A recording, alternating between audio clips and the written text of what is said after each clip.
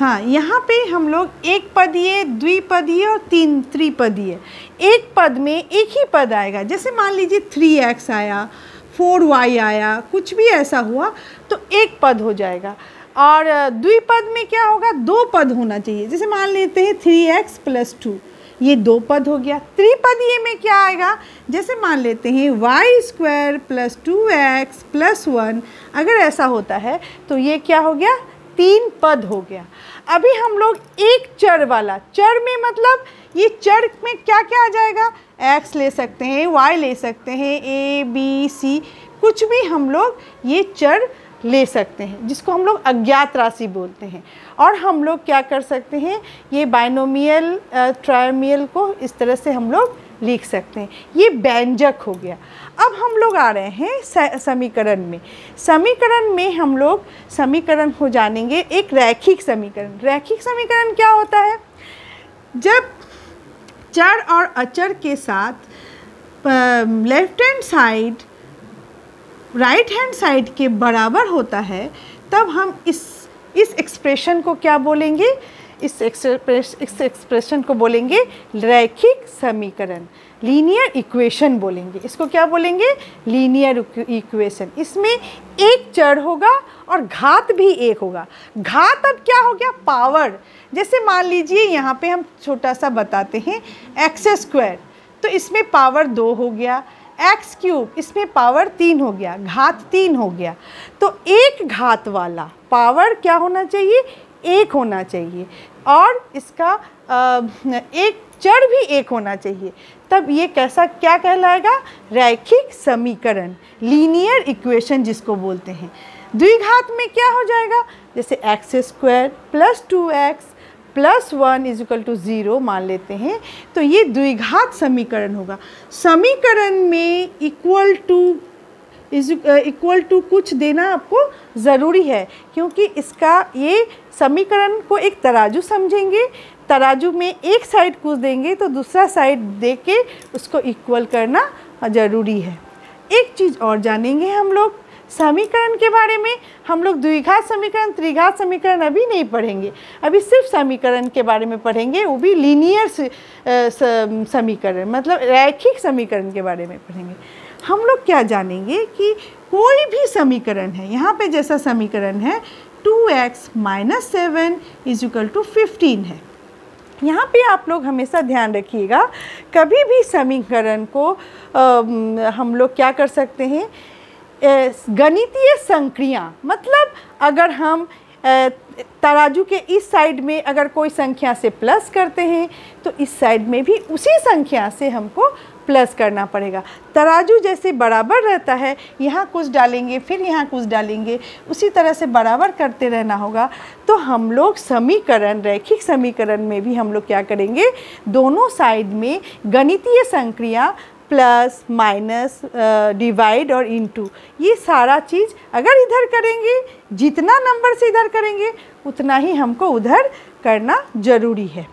अब हम लोग आते हैं कि रैखिक समीकरण में चरों की कुछ शर्तों से जोड़कर समीकरण बनाए।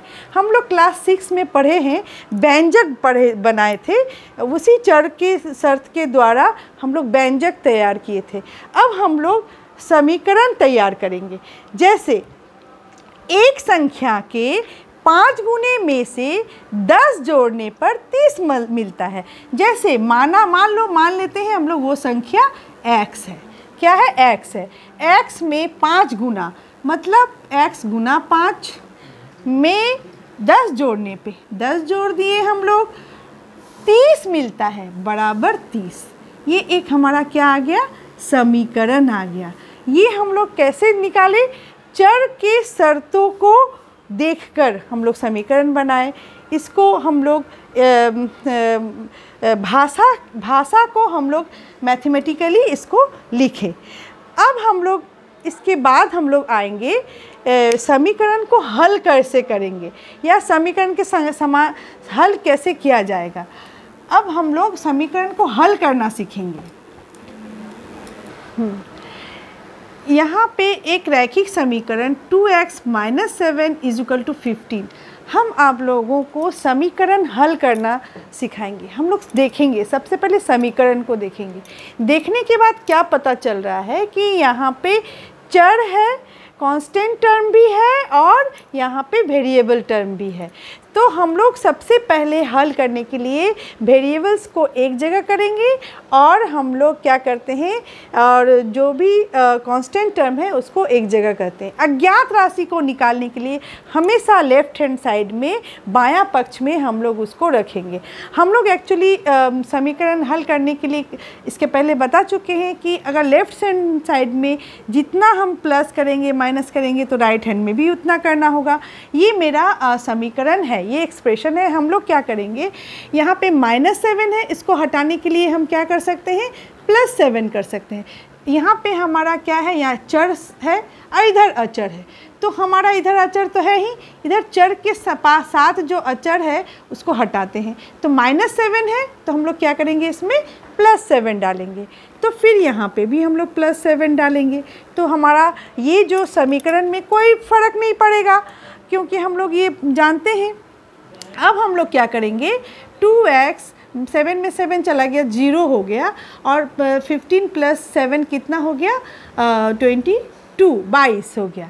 अब हम लोग x = 22/2 11, तो x = क्या हो गया, 11 हमारा वैल्यू निकल गया। इसी चीज़ को हम लोग एक्चुअली होता यही है, यहाँ प्लस करते हैं तो यहाँ भी प्लस कर दिए, लेकिन हम लोग क्या करते हैं, जनरली हम लोग क्या करते हैं, ये 2x = 15 -7 इधर ले जाते हैं, इधर इसको +7 कर देते हैं, और 2x यहाँ पे 2x = 22, x = 22/2 मतलब 11, x = क्या हो गया, 11। एक्चुअली होता ये है कि हम लोग यहाँ पे इधर से उधर लेके जाते हैं। क्यों जाते हैं, हम लोग एक्चुअली ऐसा करते हैं कि यहाँ पे +7 करते हैं तो यहाँ भी +7 करते हैं। यहाँ पे भी यहाँ पे भी हम लोग डिवाइड नहीं करके ये कर सकते हैं। एक चीज़ हम और बता सकते हैं आपको कि ये जो 2x था ना, यहाँ पे भी आप 2 से डिवाइड कर दीजिए। यहाँ पे 22 है ना, यहाँ पे भी 2 से डिवाइड कर दीजिए, कोई फ़र्क तो नहीं पड़ेगा, कोई फ़र्क नहीं पड़ेगा। तो ये 2 कट गया, यहाँ पे x हो गया और यहाँ पे 11 हो गया। एक्चुअली होता यही है, और हम लोग इसको इस तरह से गणितीय संक्रिया इस तरह से भी इसको हम लोग कर सकते हैं। दोनों तरीका सही है, दोनों से हम लोग कर सकते हैं। एक्चुअली होता क्या है, हम लोग